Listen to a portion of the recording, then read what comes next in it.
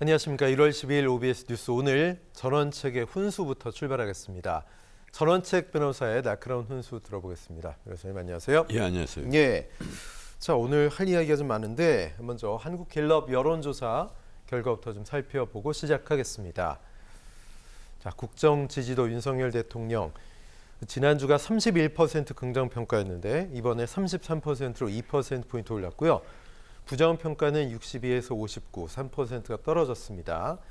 자, 그런데 연령평가를 보면 70대를 제외하고는 전 연령에서 또 50% 이상이 부정평가를 보여주고 있다는 거. 지금 저 부분이 윤 대통령 그리고 용산 입장에서 뼈 아프지 않을까 보겠습니다. 정당 지지도를 살펴보죠. 너무 큰 차이가 없습니다. 민주당 36, 국민의힘 34, 전주와 똑같고요. 무당층이 한 1% 정도 늘었네요. 자, 변호사님. 어쨌든 표면적으로는 긍정평가가 한 2% 올라간 것 같은데 어떻게 보십니까? 정말 심각한 것은 그동안에 그래도 정성을 많이 기울였던 2030. 예.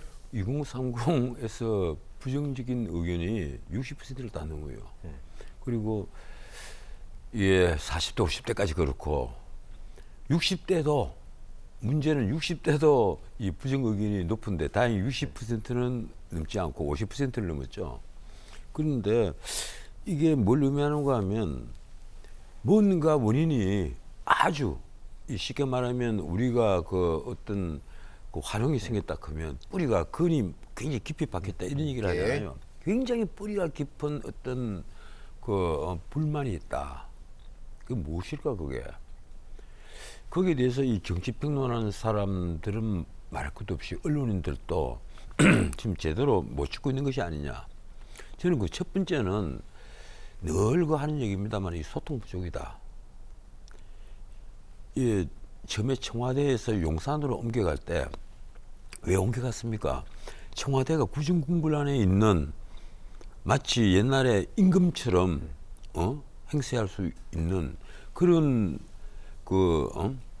위치에서 벗어나서 대중과 함께 호흡할 수 있는 용산으로 가겠다. 기자들과도 거리가 멀고 이런 소리도 했었잖아요. 이 얘기했단 말이에요. 그런데 지금 깨놓고 나서 지금 한번 보세요.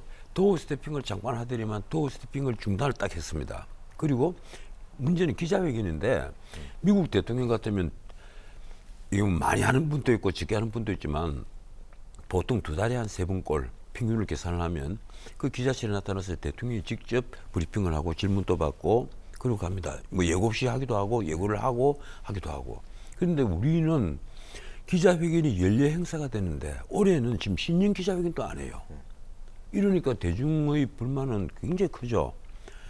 가령 윤석열 대통령이 그렇습니다. 이게 문재인 대통령이 과거에 해외를 많이 다니니까 김정숙 여사의 버킷리스트다 이런 말이 있었잖아요. 그런데 윤 대통령은 내 자신이 영업사원 1호다. 대한민국 영업사원 1호다. 이러면서 외국을 문 대통령과 똑같은 횟수로 나갔습니다. 지금까지 18회 나갔단 말이에요. 그런데 왜 대중이 영업사원 1호로 인정을 하지 않는가 하면 소통 부족인 거예요.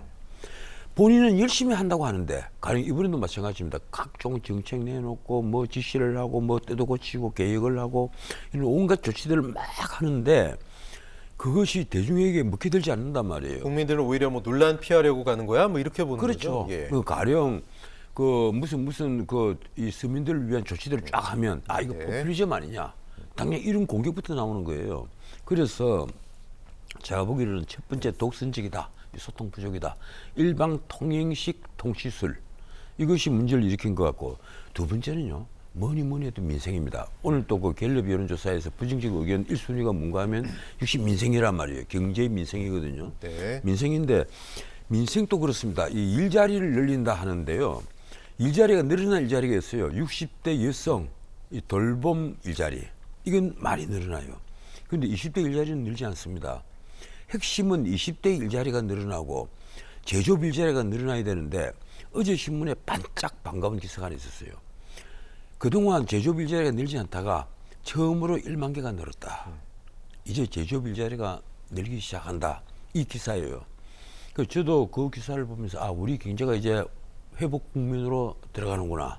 그래서 상당히 반가웠는데, '이 1만 개가 늘었다. '이게 무슨 말이냐?' '회복 국면으로 들어가는구나.' 그래서 상당히 반가웠는데, '이 1만 개가 늘었다. '이게 무슨 말이냐?' '회복 국면으로 들어가는구나.' 그래서 상당히 반가웠는데 이 일자리가 늘지 않고 문제는 지금 고금리 그리고 고물가는 그대로 계속이 된단 말이에요. 네네. 지금 고금리가 왜 문제가 되는가 하면 GDP의 100%가 정확히 가계부채입니다. 약간 줄었어요, 이번에 가계부채가. 그런데 주담대는 늘었는데 주택담보대출은 늘었는데 가계부채는 약간 줄었어요. 그런데 이 가계부채가 왜 문제가 되는가 하면 돈을 빌리는 쪽은 주로 가계부채를 빌리는 쪽은 주로 서민들과 중산층입니다. 이분들에게 고금리는 문자 그대로 소비 여력을 없애버리는 거예요. 네. 뭐 맛있는 거 먹고 싶어도 못 먹고 옷을 사고 싶고 좋은 차를 사고 싶고 이래도 못 살 여력이 없는 거예요. 이러니까 불만이 많죠. 네. 뭐 정권 바뀌어봤자 빌 수 없더라. 오히려 구간이 명간이다 이런 말이 나온단 말이에요. 예.